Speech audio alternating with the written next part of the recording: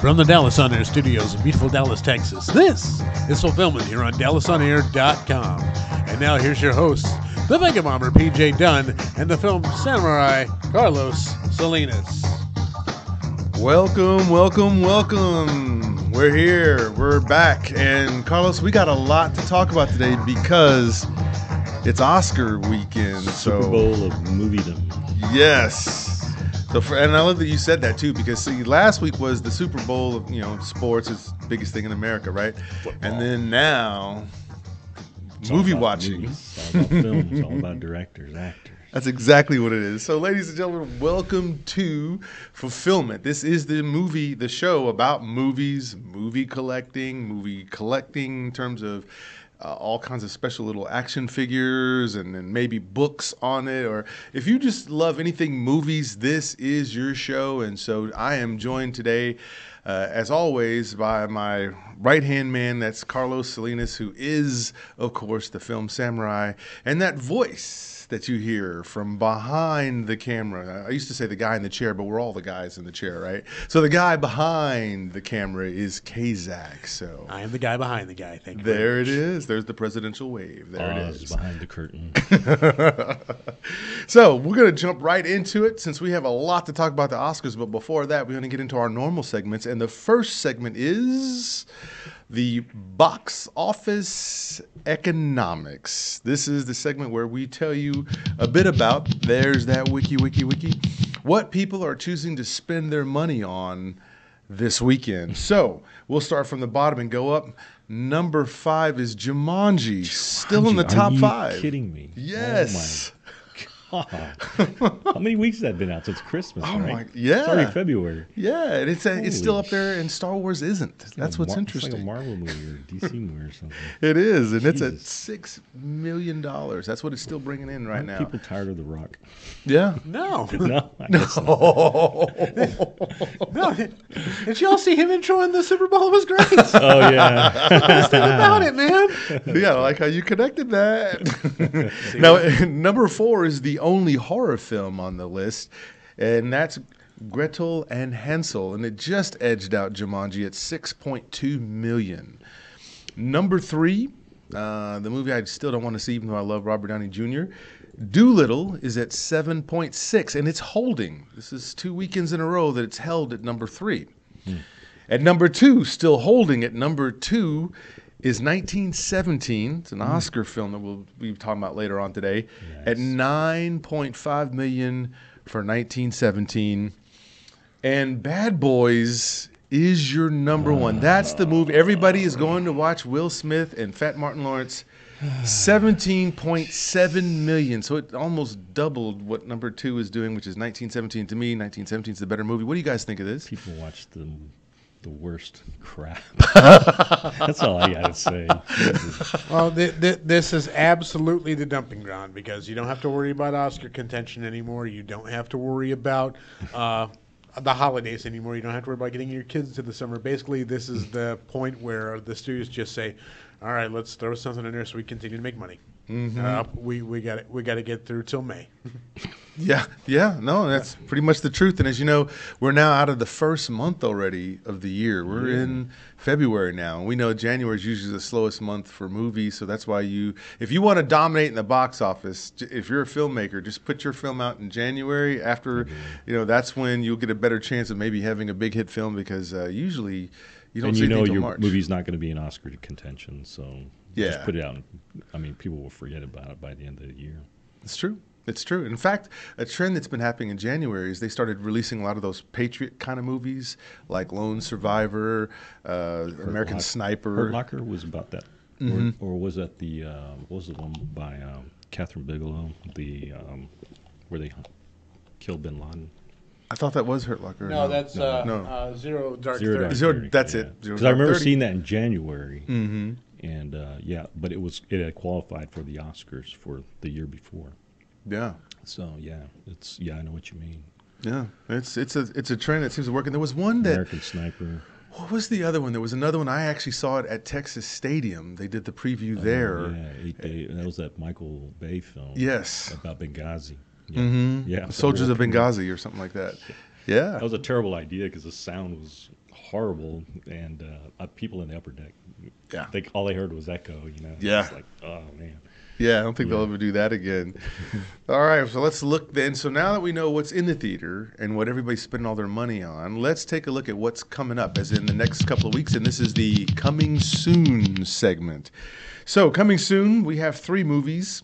Sonic the Hedgehog, Blumhouse's Fantasy Island, and The Photograph. So I'm going to go to the Sonic one and just give you guys the synopsis on this, and you'll know real fast that this is what you want to go see. This is the synopsis. I'm just reading this. This is not me. It says, after discovering a small, blue, fast hedgehog, a small-town police officer must help it defeat an evil genius who wants to experiment on it. So that is Sonic the Hedgehog. Any interest? What do we think here on this? I'm not an 8-year-old kid, so I'm gonna go home and plug in my Sega Genesis, and we're gonna watch Sonic. Just play the Sonic. And the graphics are going to be better. I mean, I hope the fanboys that raged against what Sonic looked like to cause $3 million of effects to be re-edited and put in there, I hope they go. I really hope they go, because if they don't get that return, someone's going to be pissed. This is true. Now, this one actually does have my interest. So here's the synopsis to Blumhouse's Fantasy Island. So this is PG-13. It's an hour and 10 minutes. And the plane. And it's an adventure comedy horror. So there's a twist to this. And here's the synopsis. This is how they sell this movie. This is how the guy that went in and did the pitch, he said it like this. He said, this is a horror adaptation of the popular 70s TV show about a magical island resort. Make the movie. Let's do that. Sounds great. Chip. Yeah, Chip. And so this is going to star it's Lucy Hale, Maggie Q, Portia Doubleday, Michael Rooker. Isn't that from... Yeah, that's Yondu from... Michael Rooker? Yes, Yondu from Guardians of the Galaxy. Boom, Henry Portrait of a serial killer. There you go. And it's directed by Jeff Wadlow. So, never. Not very familiar with him. But, hey, I think this is kind of interesting. What do you think, Kazak? I'm into the concept. I don't know how they're going to pull it off. Just because you have... who's the fast-talking guy from Ant-Man? Paul Rudd? No, the other guy. Yeah. Michael Pena? Michael Pena, yeah. Mm-hmm. Yeah, he's the Ricardo Montalban. He's the Ricardo Montalban. Oh, okay. And, so, like I said, I'm curious to see what he brings to the role on this. Are they going to have a little person? I hope it's a CGI. Is it going to be CGI little person? Peter Dinklage shows up as Hervé Villachez. I hope it's just CGI. Well, he played him in the biopic, so I don't think he gets this one. Right? Yeah. So no, I hope it's an Andy Serkis CGI. Yeah, because that's why I want to see play Tattoo. Now, what it seems like from just looking at the poster, and as you showed the graphic here, you see the island, but it looks like a head with the mouth open, like it's screaming. So it's interesting to me that maybe this idea is you can get on the island, the fantasy island, but you can't get off it. So maybe kind of a Westworld type. Yeah, and you hear these people trying to get off the island, which is the same problem that Gilligan's bad. Island that they had. So I don't know, stealing old plot lines. I don't know. 70s TV shows. There we like go. I said, it's the dark fantasy tour of Fantasy Island, basically. Yes. So some of you out there might like that, and I think I'd be kind of interested just to see what's it rated. Going on. Does it say? It is rated PG-13. That is the downside. It's No boobs. Yeah, this is going to be pretty much no blood scenes really, and all that. Not gory or anything. It'd be funny if you hear remember that old movie Strange Brew with Bob and Doug McKenzie? Remember when they're filming their own movie about the fleshy-headed mutants, and you hear them going, "Psst, act." Hey, I'm a fleshy-headed mutant, and I just love the idea that You just hear a guy in the background. You can hear the director telling you what to do. Hey, take off, hey. Take off, you hoser. Take off, you nub. Okay, we can tell. We're gonna have fun with that movie. And so the other one is The Photograph, and of course, you know, it's Valentine's Day. So let me read this to you guys. This is the synopsis here. I love it because it's short. That's probably great. It says, a series of intertwining love stories set in the past and in the present. Happy Valentine's Day, The Photograph. And it stars Lakeith Stanfield, Issa Rae, who I do know. She used to have this short called Awkward Black Girl on YouTube, and it turned into Awkward, which is a series on one of the pay channels. HBO. HBO. Then Chelsea Peretti is in here, and Kelvin Harrison Jr., which you remember him. He was in Us. He was one of the strung out guys in Us. So, The Photograph. And anybody going to take your sweetie to go see? I don't have a girlfriend, PJ. I can't go. What is it? You got to do a Palentine's Day? Because I hear the girls going, I'm doing Galentine's Day. So I guess the male first heard of that. is the Palentine's Day, I guess? Is that Sure. something? I saw the trailer for it. Yeah, I could see there's an audience for this. I'm not part of that audience, but Yeah. This is not targeted to my demographic, sir. Yes. no. This one is going to fall out on that. Although Issa Rae does look pretty good. I remember her from Awkward Black Girl on YouTube. She's going to be in another comedy too. with She that, is. Yeah, that looks actually funny. She's doubling down. That's what she's doing. She's getting all the Next hopes. hot actress coming up and comer. She's up and coming. She's going to captivate you guys. Well, that's our coming soon. So now, the real reason why we're here today, which is what everybody's going to be talking about all day long, and also a special premiere is coming out today, The Oscars, starring all of your Fulfillment crew guys and some friends. You'll definitely want to see that at 4 o'clock on the Vegabomber page on Facebook. If you do Facebook, if you do YouTube, it will be on YouTube under Vegabomber. You will see The Oscars. So along with having this great show today, you'll have that. But let's jump into it. As we talk about now, by way of interest, we're going to talk about our favorite categories that we're most interested in seeing. You know, there's over 20-something categories, but everybody's not interested in all of them. So we're going to talk about that.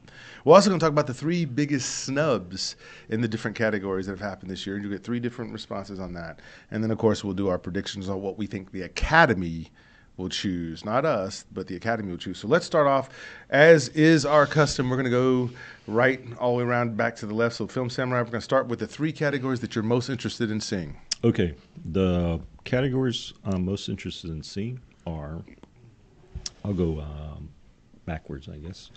Best Supporting Actress. I'm always fascinated by this category because a lot of the actresses that win Best Supporting Actress, sometimes they don't go on to anything else. This is like, that's their glory, and that's others, you know, they go from there to lead actress and so forth. But some of the ones that really stood out to me were like Marissa Tomei when she won for My Cousin Vinny. Oh. I think she was a brand new actress. I don't think she'd even been in anything before. But here she comes in this movie, steals the movie practically, and then wins a Best Supporting Actress Oscar for it. And it was fun to see because you could tell an actress that young and to win an Oscar in your first movie, you know, but then it's all kind of after that. She's gone on to do other interesting roles. She was in The Wrestler with Mickey Rourke, a great She's role great there. in The Wrestler. Yeah, Oh, I mean, yes. she's done serious stuff. She's done comedy. She's done, you know, She's in Spider-Man. romance and stuff. Exactly. Peter Parker's mom, hot mom, Hot Aunt, sorry. hot Yeah. Aunt May. That's right. Aunt May. That was Another one first. I really like was Mira Sorvino when she won for a Woody Allen film called Mighty Aphrodite, where she played a real ditz. I believe her character was actually like a prostitute that Woody Allen met. She was really great in it. She was funny. She made the role her own. You know, she was very convincing as this character, and probably a lot of people thought she was really like that, but she's not. She's the daughter of Paul Sorvino, another great actor, character actor. Right, she's smart, she's down to earth, but we all know what happened to her career. But that was we really don't need to get into that. that was one Sure. case where she'd been in a few other things, that Guillermo del Toro movie, Mimic. I remember her in that. And Didn't she do Romeo? She did a John Woo from Romeo Was Bleeding, isn't it? Uh, No, it was Replacement Killers. That's Replacement Killers. Yes, That's it. yes, exactly. Okay. And then my favorite supporting actress that won was Angelica Houston for Prizzi's Honor, 1986. Jack Nicholson, where she played the daughter of a mafia guy in New York City. She was just fantastic in this movie, and by then she'd already had a long story career. She did start out as a model, but went into filmmaking and becoming an actress, and she was probably a real favorite of Jack Nicholson. And I believe they had a relationship for a long time too. They're each other's favorite loves for a long time. But those are my three favorite. Then another category I really enjoy is the original score categories. Original score. Yeah, the music. The music can make or break a film sometimes, I believe. For instance, a recent movie, The Social Network, had a great score by Trent Reznor and Atticus Ross, and it won the Academy Award for it. I believe it deserved it. That was a fantastic score. It moved the film along. Social Network, a film about the guy who invented Facebook. It sounds boring, but the way Aaron Sorkin wrote it and the way it was performed and the music added so much to it. And then probably one of the greatest wins of all time, Lord of the Rings: Return of the King. Howard Shore's score for that is absolutely beautiful and makes that film epic. Right, and I mean, you even think of Star Wars. You don't have Star Wars without that John Williams brilliance. You don't have Indiana Jones without that John Williams brilliance. I mean, is he up for it this year? John Williams for Star Wars.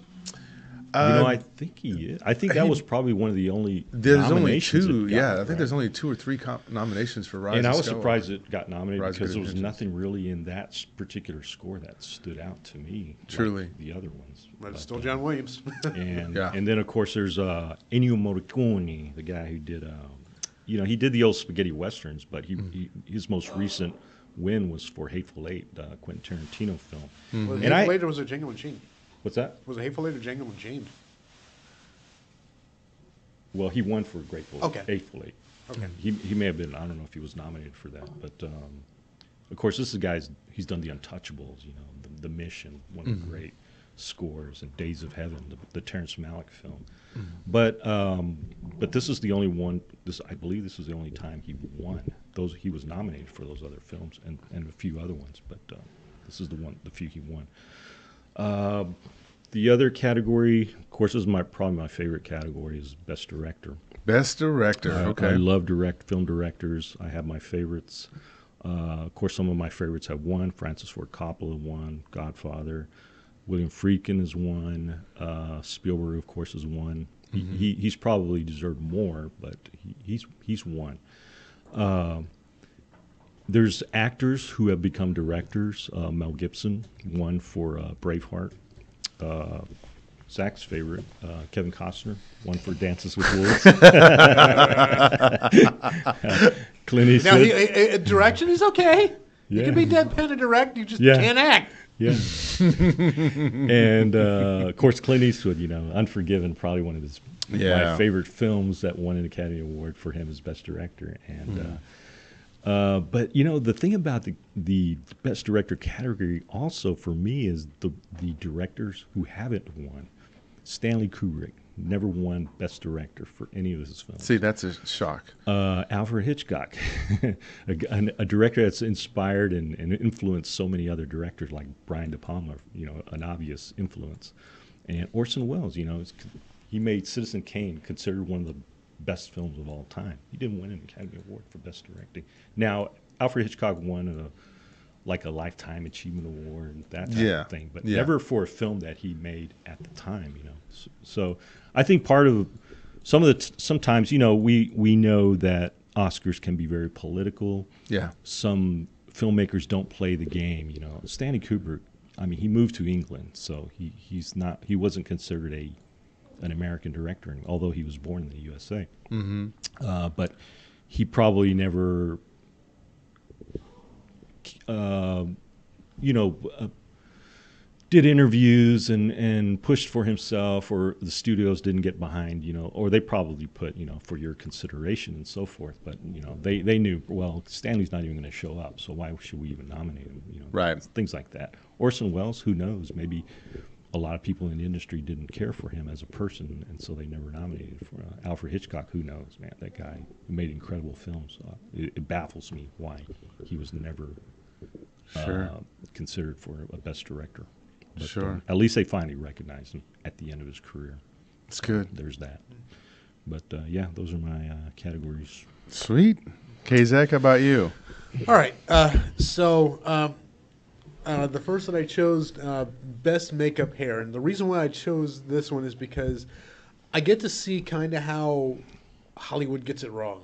Because I love horror films and things like that, and I love, you know, great visual effects and things like that. So that when I see them, okay, well, we put a fake nose on this guy, and that gives them the best makeup category. Like, you missed it. You missed, you know, this great horror film over here, all this great gore and visceral stuff and things like that.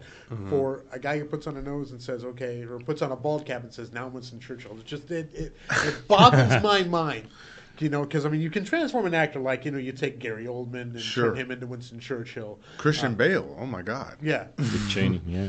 Yeah, you take those actors, but, you know, like I said, it's a visual effect that really kind of stands on its own because there's so many good makeup jobs out there that just get missed by this academy that just just won't honor horror. Yeah. So it almost drives me crazy, but I always look at this category because I want to see, okay, because what they usually go for is the highbrow films, like, you know, they transform some of the Queen Elizabeth, the Queen Victoria, things like that. Yeah. And Suicide Squad one year. Ugh. Hair and makeup. Bingo.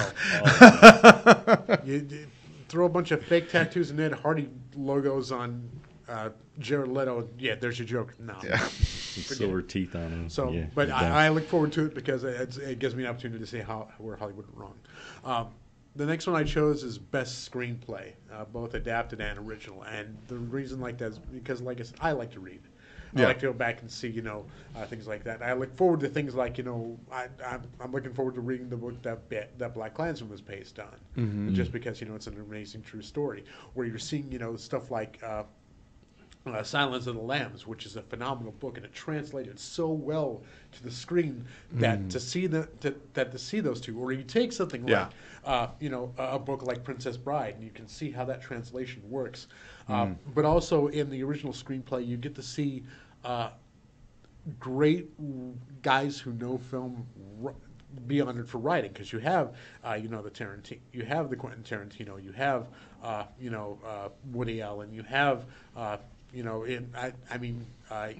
or people who know great dialogue, like Robert Towne for Chinatown. Right, or and I might get mocked for this, but Diablo Cody wrote, I think, a phenomenal screenplay for Juno. I think it was a great combination. It was of Ellen very Page. authentic as far as the character. Right, it's Ellen Page delivering great dialogue. But like I said, you get such smart writing in there that it's really a phenomenal standalone category if you appreciate dialogue, or if you prefer how scenes are played out on a page. Yeah. Yes, I'm with you on that. The third one I picked, and this is going to be Horror Mike's favorite, Best Animated Picture. You know, when you're someone who loves cartoons, when you're someone who appreciates, you know, what it takes to get those things on screen, and you see, you know, films that wouldn't normally get press over here, get press because it's so well drawn. You know, you take things like the Triplets of Belleville, which is absolutely one of my favorite cartoons of all time. Where you take, you know, the Miyazaki films, or you take, you know, the some of the Pixar stuff like Up and things like that, and give it it's a category to honor it. It's really interesting to see, you know, just not only how far we've come with animation and things like that, but also how those beautiful things translate to screen, because they are moving works of art, and that's what the Academy is all about, honoring moving works of art. And animated feature always, for me, goes, okay, this is something I definitely want to see. So those are my three. Love it, love it, love it. Well, in that vein, then, I like it how we all picked different categories. That gives us this fuller bandwidth, if you will. And so for me, I'll just start at the bottom as well, go 3 all the way up to number 1. For me, best cinematography. You guys see a lot of times, if you watch my videos, I'm doing this a lot because I think it's super, super important what a director decides to put in the shot, because that also tells the story. It also tells you why this is great, because you could put anything in the shot, but why this shot and why from this angle? And if you shoot from the correct angle, what you'll see is you can make a person look more menacing if you shoot from the bottom shooting up. And then if you want to make them seem smaller, like in an argument with somebody, you shooting down at the person, almost giving you this sense that this person feels smaller as this person's dressing them down. So, I mean, there's these things that you do. And so in cinematography, especially this year, I thought 1917 had some wonderful cinematography where when you back up and the things that the director, Sam Mendes, decided to put in the shot, that's incredible. And then Ford versus Ferrari, which we're going to talk about that later. Oh my God. When you're trying to shoot a 24-hour Le Mans race, which happens at night as well during the day, how do you light that up to still not light it up so much to where you could tell you're using big studio lights, right? But still keep that effect. And then when those brakes got real heated, the way they were able to show that and that glowed, I mean, that told you everything you needed to know. In the movie Ford versus Ferrari, you feel like you are in that car. And every time you hear the sound change to what you're talking about when you say score, every time you hear that's the changing of the transmission, he's shifting gears, you feel like you're about to go shift gears too when you hear the whine of the engine get to a certain place. Absolutely. This is all of it, folks. And I'm telling you, cinematography is huge for me. Of course, it started with Star Wars first, with what George Lucas was putting on the screen. He didn't waste a shot, as far as I was concerned. Now, he wasted dialogue because he didn't know how to write it. But what he decided to put in the frame, super important. Yeah, Close Encounters of the Third Kind, same thing. Absolutely. Absolutely. Every frame of that is just, it matters. Yes, it absolutely does. And same thing with Saving Private Ryan, especially that first 25 minutes. Totally. And then my second one would be Best Actor. Now, I love this category because when somebody doesn't look anything like the person they're portraying, and you forget that that's not Denzel, that's not Malcolm X, that's Denzel Washington playing that character, or Taron Egerton, who you think is just, he's in Kingsman, which is kind of nothing like a biopic of Sir Elton John. I mean, these are serious people. And so when you see an actor not look like it's just them mimicking somebody, because anybody could do that, but when they make you just buy in, Kristen Bale is another one of these, who just makes you buy into the character, where every facial tick, everything that they do, and the fact that the director knows, just pull up on his face. He doesn't need to point or do anything. He can say it with his face, right? And I love Best Actress on the same end as well, but the actors that come in there and just make you go, damn, like go watch Denzel Washington's performance as Malcolm X. 10 times better than what he won an Oscar for, which was Training Day, which is crap. That performance was good, but it wasn't great. His performance as Malcolm X was great. And I've watched several Malcolm X speeches in black and white, and I kid you not, Denzel was right there on the tone, the pitch, everything. And again, this is a huge thing. So I love seeing actors who can step in there and they can have you crying, they can have you cheering, they can have you mad, all of that stuff.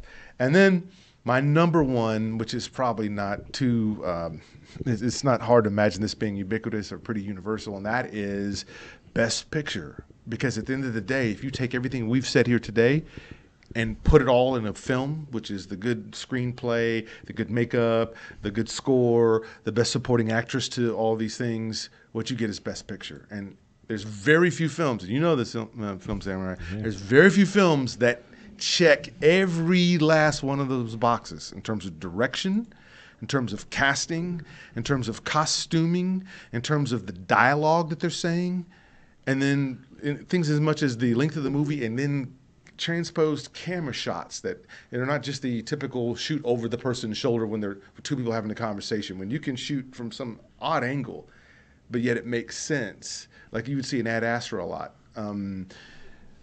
Best Picture is a combination of all of it coming together. And when that happens, now you got a movie that you'll probably watch over and over and over again. Has this category gotten too political over the years? Love you for saying that. I got to ask this one. Because, thank you. You should. And it has. Because there's so many films that kind of got bought into by the studio system that basically it's too important not to have that best picture thing, not to let it go. Mm-hmm. I agree with that, and that's certainly want to hear Carlos's opinion as well. I do think so. I think there was also a course correction that they were trying to do, and I think they overcorrected by making sure that, hey, look, guys, especially last year, look, we got all these different diverse people, and we got them in every single category, and it's like, okay, again, merit. I want to see it based off of merit, not because the thing of the day is to say, hey, we got to do this extra hard diversity push. Oscars. What do you think about that, Carlos? Yeah, that's that whole thing about Oscars so white. Every category, every director is white. Every director is male. Yeah, it gets very political. It's not just race, it's gender as well. Absolutely. And what was the year they went from 5 Best Picture nominations to 10 or 9 or something? It was about 5 or 7. And I think it was because of The Dark Knight, because a lot of people thought The Dark Knight should have been nominated for the film. It just didn't quite get in there. Mm-hmm. And it was well deserving of a Best Picture nomination as far as I'm concerned. So, I believe it is very political. There's a lot of, the studios really push their films, they'll wine and dine, have parties and so forth, a lot of giveaways, and Weinstein was very he did that a lot. Right. It wasn't just the partying; it was the bullying too. Sure. Yeah. If you don't vote for my film, I'm gonna make sure you don't get a job in this town again. A lot. I'm not gonna plug your next 3 films. I'm not gonna put those out and things like that. And it's so and when you see films that are divisive or very substandard, like you take into account things like Crash, things like Shakespeare in Love, you go, those should have been nowhere near winners. They might have been good films, but nowhere near the quality that should have won. And a lot of the voters themselves are old and white, and they like a particular kind of movie. They'll like a Ford versus Ferrari or The King's Speech and that type of generational film. Yeah, they don't care about the new, young, diverse stuff. They don't care about it, or it annoys them, or they just don't like it. I agree. Every year the magazines come out with these anonymous Oscar voters, and they give their rundown why they picked this film and that film. They didn't like Parasite because it's too Korean, it's too Asian, blah blah blah. Subtitles, man, I hate to read. Yeah, and yet Roma won last year, and it's all subtitles, right? Right. So every once in a while you'll get a surprise, and you just never know. Moonlight winning over La La Land, right? Yeah, you do, and I think that's right on. And again, this is not to say, everybody watching at home, that there didn't need to be a shift in who's making the movies, who's voting on the movies. There needed to be, but sometimes I guess the good intention is, okay, let's do a good thing. But sometimes if you're only doing a good thing just to do a good thing, it takes the power from it. You should want to do the right thing, which happens to be the good thing, and then therefore things become better as far as I'm concerned on that. This brings up to your point, K-Zach, and I'm glad we have the time. Just like what happened with the year, I think it was maybe 4 years ago, where you had Creed come out, and you nominated it's mostly black actors in that film, but the person that got nominated was Sylvester Stallone. And you got, and it was like, that's interesting. And then the same year, it was also the year of Straight Outta Compton, and none of the actors, none of them got an Oscar nom except for the writers, and the writers were white. And it's kind of like, okay, that's twice in 1 year, and you can't tell me, if any of y'all seen Straight Outta Compton, you can't tell me that the performance by the guy playing Dre, and his name slips me at the moment, and even the guy that played Eazy-E, you can't tell me those weren't star performances. But for some reason, none of them got even a nominee, but the writers did. They scare white people. So, I thought, that seems a little kind of weird that you would pick the screenwriters in one, and then you would pick Sylvester Stallone, which is not why people watched Creed. I'll come right and say it. This is racism. I'm not afraid to say it. It's pure, unadulterated racism. Because you can't expect, to your point, the guys, the older guy who's 67, they're not going to go watch Straight Outta Compton, and they're probably not that interested in Creed, and unless they just want to see Sylvester Stallone, which I don't know today, Mr. Botox. I don't know about all that, But I will say that is the case. Rambo 12. Rambo stands in line for Social Security. Last in line. That's it. Last in line. Yeah, he's trying to go cyber now because his joints don't go so I well. gotta fill out form 1024.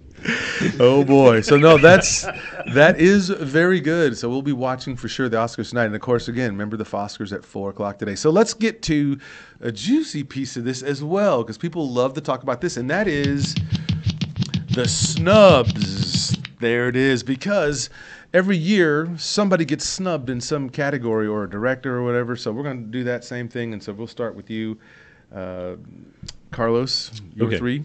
My three snubs for me were number one was Alita Battle Angel for achievement in visual effects.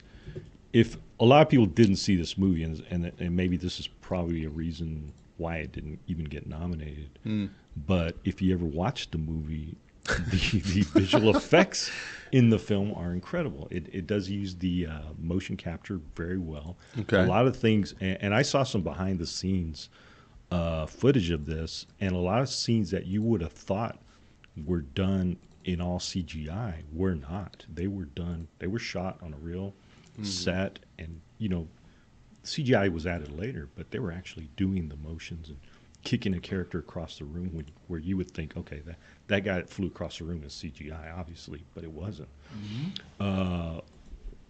So that was, oh man, I was just shocked that didn't even get considered at all. Wow. For production design, the film Midsummer. This is an incredible film. Of course, this is another thing to Zach's point about horror films not getting recognized. This film had some incredible production design. It was so good that as you were watching the film and you saw these interiors and the graphics they put on the walls and things, I wanted them to like stop the camera and go back there, and I want to see that, and I want to see this, and the wallpaper, and they had in certain scenes, the costume, the design of her flower costume and the hat and everything. It was just perfect. I thought it was incredible, and the way they shot it. Yeah, I mean, this is a horror film that takes place during the day. In like the everything daytime. is daytime. Right, everything's bright. And, Wow. and you can see everything clearly. But the production design was absolutely incredible. And then for me, an Oscar snub, and maybe I don't know, maybe the Academy was confused about this film because it was mostly German language, but it was Terrence Malick's A Hidden Life. And maybe I don't know if it didn't qualify for Best Picture. Maybe it might have qualified for foreign language, or they call it now international film. But I thought this film was fantastic. Yeah, it was a little long. It was slow, yes, but it was just a beautiful film and based on a true story. Maybe it's just me. I'm just a super intense Malick fan that I just thought this film was great. But yeah, I could see maybe it's not for everybody. So A Hidden Life. Okay. Okay, Zach, what about your snubs? All right, so my snubs. First, let me go ahead and bring up an image of it.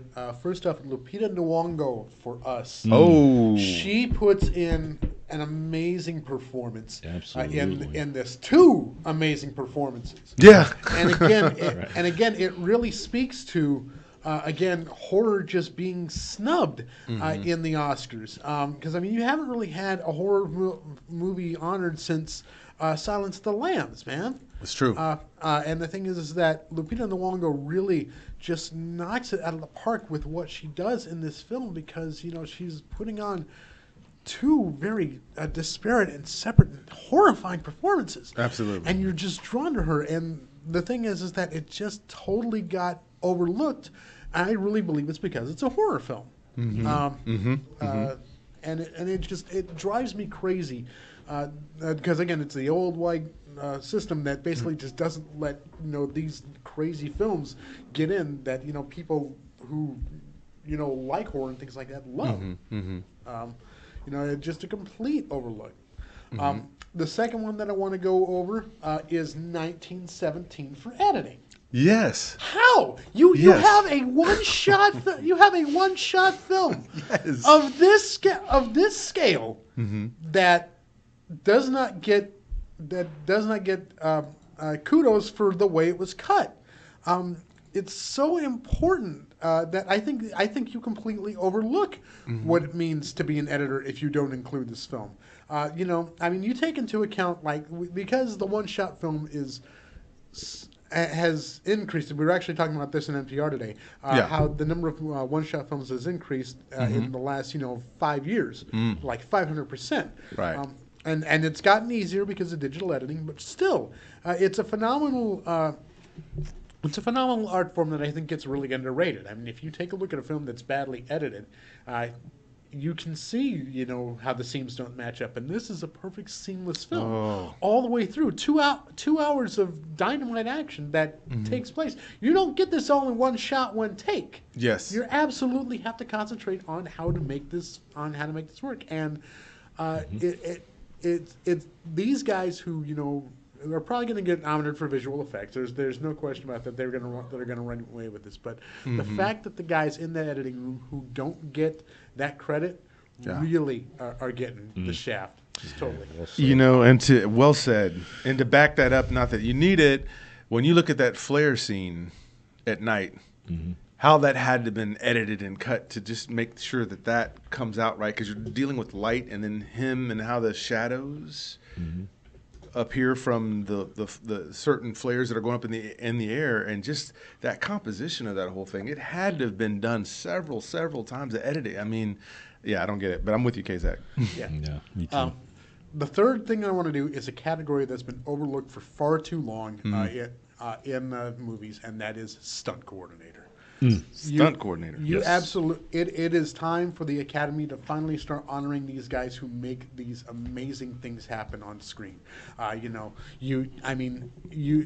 think it started with Smokey and the Bandit, Hal Needham, how he created all these great car effects and things like that. But now almost every movie now has a great fight scene. Every movie has a great visual work where the actors are putting in we're putting each other through pain. I mean, you have car chases and crashes and things like that, and it hasn't gone away. These are still old school guys running cars off the road. These are still, guys creating combat looks completely visual. I mean, guys who put together such great fights and such great scenes on screen need to be honored. I mean, you don't have to nominate every stuntman, and you don't need to honor every guy who brings a car to get crashed in, but you should honor the guy who puts it all together, because it's an art form that doesn't get any credit, and it's far too long, and the Academy's ignored it for far too long to not let it be honored. And it's time, like I said, they add that category. And just like they honored Vic Baker for visual effects or for makeup and special effects, they created that category to honor him for American Werewolf in London. It's time to honor these guys too. Agreed. Oh man. Agreed. Yes. And so my three biggest snubs as well falls in line with these gentlemen as well. So I start with number 3, Ford versus Ferrari. How in the hell is that not in the cinematography category? How did it not make that category? So if you guys have seen this, again, you don't have to be a car fan or a gearhead in order to appreciate Ford versus Ferrari, but those nighttime racing scenes, the daytime racing scenes, getting it to cut just well so where you have to time the cars coming around because they had to be in a certain position by the way they finished and everything else that had to be done. So how Ford versus Ferrari did not make it get a nominee for the cinematography is crazy to me. Number 2, almost in that same vein, Matt Damon for Ford versus Ferrari, Best Supporting Actor. He was a character all within himself that pushed Christian Bale in this film, and the camaraderie between the two of them. You believe that they were almost like brothers because they fought each other, they had jokes, they had all these other things. And so in Ford versus Ferrari, Matt Damon is playing a very famous Texan, Carl Shelby. Carl Shelby's name is on Carroll Shelby, yes. Carroll Shelby's name is on most of the Fords that you see out there. And people buy a Shelby pickup truck or a Shelby car knowing it's got performance mods to it. So this guy, born and raised here in Texas. And so Matt Damon playing a Texan, he's not from Texas, Bostonian, if I understand correctly, or at least in New England, if you will. But just the way he played, the way he played this sidekick, it was almost as if he was just as dominant in the film as Christian Bale's turn, which that's also a surprise. That's another snub as well. To me, they were co-leads. Not one was lead and one was co-lead. They were both stars of the film, as far as I'm concerned. Yeah, and you could make that argument as well, for sure. And at the minimum, I think Matt Damon could have got that one. And then finally, at number one, and this is the biggest snub as far as I'm concerned, and there's a lot of good snubs here today, but the fact that Jamie Foxx didn't even get nominated for Just Mercy? Are you kidding me? Have you seen this film, Academy, or is this one of those films you skipped out on? He puts on a clinic on how to act. He's not overacting. The camera loves his face. They move, and his face moves with the camera, and just the twitches, the looks. Again, he conveys a very troubled man who's been imprisoned for a crime he did not commit, and his whole neighborhood knows it because they were there with him. So the anger that he has to portray, but also kind of already beaten down. Nobody's going to save me. So there's that to it, and then he still cares about his family. So he puts on a clinic. Michael B. Jordan sets him up well. Them two playing off of each other, but there's at least 3 or 4 scenes in that movie, Just Mercy alone, that it's all based off of what Jamie Foxx is saying and doing, and the way he's sitting, and the way he's choosing to look or not look at the camera as he delivers the lines. So the idea that he didn't get a nomination, that's ridiculous, Academy. I think it's exhaustion. I mean, because he's been nominated for so many things, I don't think they wanted to give him another.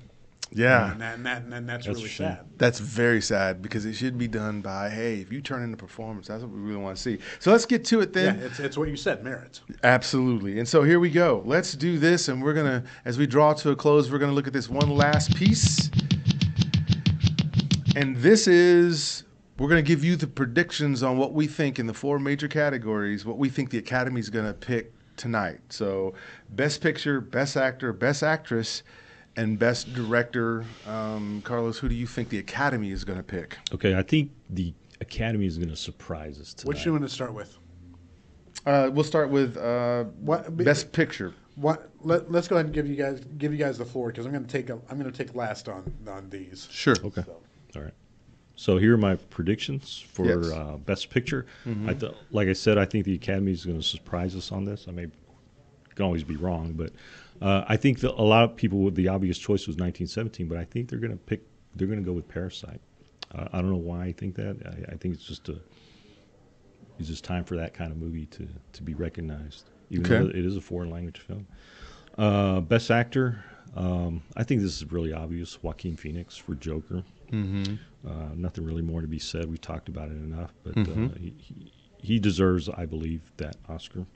Yeah. Actress Renee Zellweger for Judy. I think she's the obvious choice, the obvious favorite, playing Judy Garland, who's a legend in Hollywood. So it's not surprising that they'll vote for this for her performance. And then director, since it's not going to win probably Best Picture, I think Sam Mendes will win for Best Director for 1917. Excellent. So I think he did a fantastic job, and I got to give some credit to Roger Deakins, as you mentioned, cinematography. Yes, he's a cinematographer on it. This is the guy that did a lot of work with Christopher Nolan and Sicario. Great films; they always look great. So Sam Mendes, I think it's deserving. Sure, I think so too. This would be a tough one, actually. So I'm with you. I think though it would be a surprise if 1917 didn't win it, and Parasite would be probably, you can't lose if you did go with Parasite. I think they're probably gonna hang with 1917, but again, I'd love to be wrong. Again, I'm just thinking what I think the Academy's going to do. Joaquin Phoenix, of course. I'd be very surprised if Joaquin Phoenix did not win this. The Academy likes these kind of films, and not that it's because they don't see it as a superhero film, I don't think, or else I don't even think it'd be this high and would be nominated as many times as it was. 11 nominations. So they're not seeing this as a superhero film. Let's be clear about that. And then Renee Zellweger, I agree with that, as Best Actress. Again, Hollywood loves Hollywood. So since she's playing Judy Garland, which does not mean she's not doing a great job, but it's almost what we said earlier, there's a kind of this confirmation bias. And if it's about an old Hollywood star, you can believe that they put somebody good on it to play it, they put somebody good on it to direct it, somebody good to write the script and all that stuff. So it's almost a baked-in deal for Renee Zellweger. And then I would say, once again, I agree, Sam Mendes, 1917. And I think they don't mind letting him run the table on this one because most films, especially about World War I, especially here in America, if it's a war film, and if it's done really, really well, they will highlight it, and then they ignore it when it's crap. Like, what was it, the Midway one that came out, nobody even talked about? But when it turns out to be a really good one, yeah, Hollywood will love to just jump on, especially when it's something like World War movies. And now, last take, K-Zach. Guys, I had to bow out of this one because I didn't get to watch a lot of the Oscar films, so I don't feel I have a dog in the fight. But that being said, Ferocious. What kind of film fan? I'm the kind of film guy who goes to see My Bloody Valentine, the rerun, when Joe Bob Briggs is doing it in Texas Theater. That's my no-yo. So rather than going for the best stuff, I actually went with the worst. These are the nominees for the Golden Raspberry Award in those same categories. So, worst picture, and let me kind of run down the competition in this. You have Rambo: Last Blood, A Medea Family Funeral, The Haunting of Sharon Tate, The Fanatic, and Cats. And of course, it's going to Cats. The multi-million-dollar CGI snot bubble of what this film is. The metaphor that's hanging out of Jennifer Hudson's nose is the metaphor for the whole film. It's just god awful. It is going to be the next Rocky Horror Picture Show. Mark my words. They're going to mock this film from now until the day they die. Noted. It is just absolutely terrible. I thought it was actually good. No. Were you high? Yeah, I might have been. What? Are you sure it was the right Cats? Crack right before I went in. Did you get? What'd you do? Take some of those Harvey Weinstein drugs or something like that? Show me in the doll where Harvey touched you. I'm just saying. All right. Worst actor.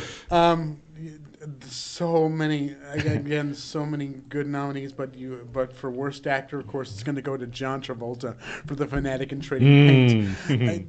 I know you're not supposed to use the R word, and I hate using the R word, but Robert Downey Jr. set the precedent in Tropic Thunder. You never go full retard, and John Travolta does it in style with this Fred Durst piece of shit. I don't like to.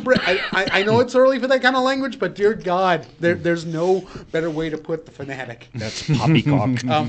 Worst actress, Hilary Duff, Anne Hathaway, Francesca Hayward, Rebel Wilson, but the winner as it should, this category should now be named for this actress.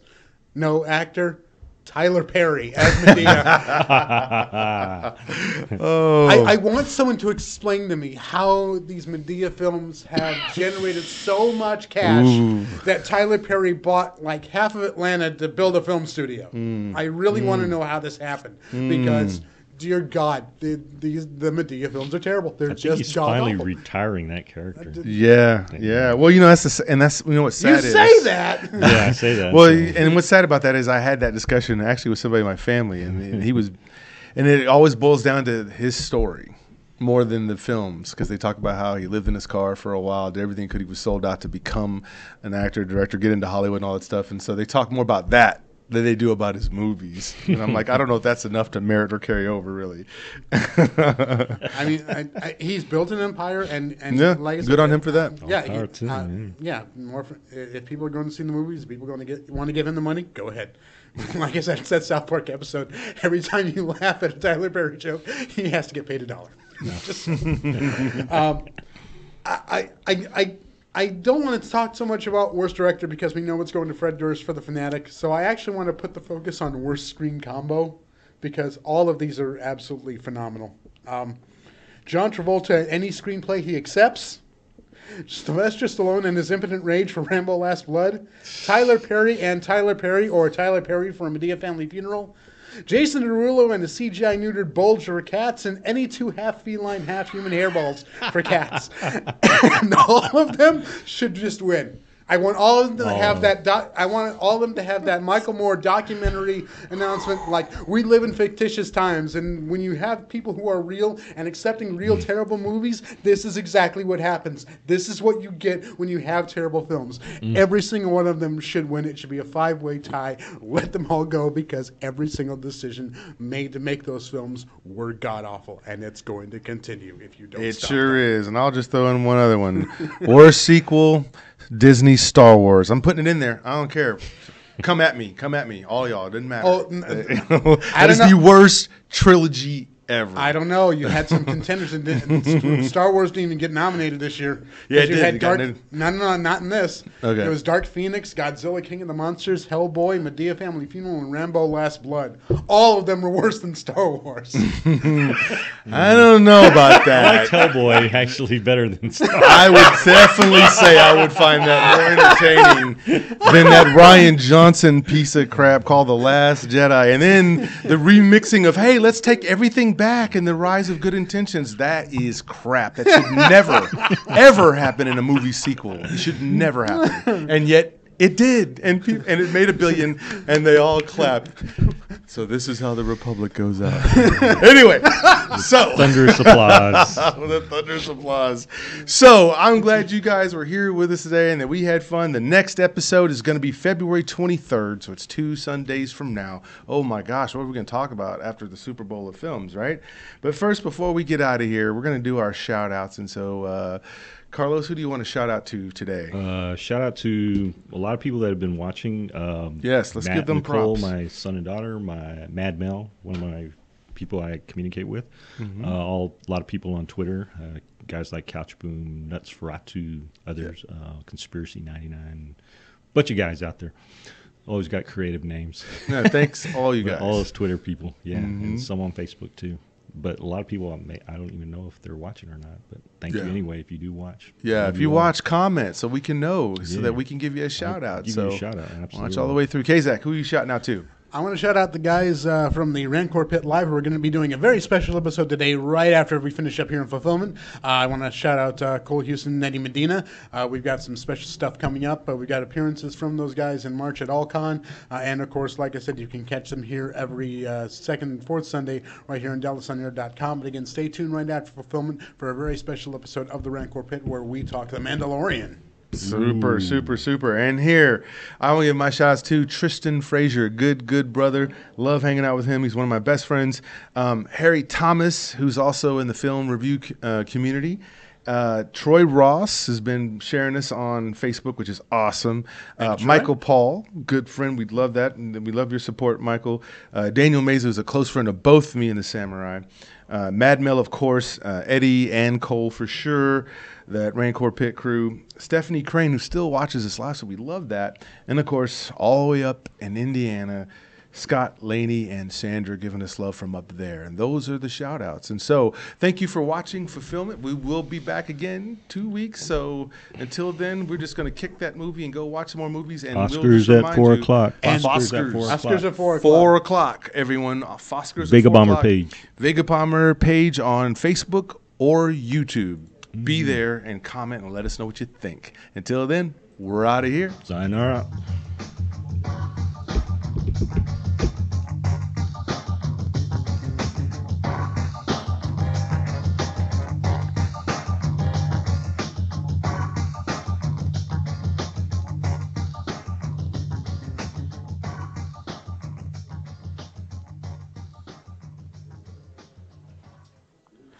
This is DallasOnAir.com.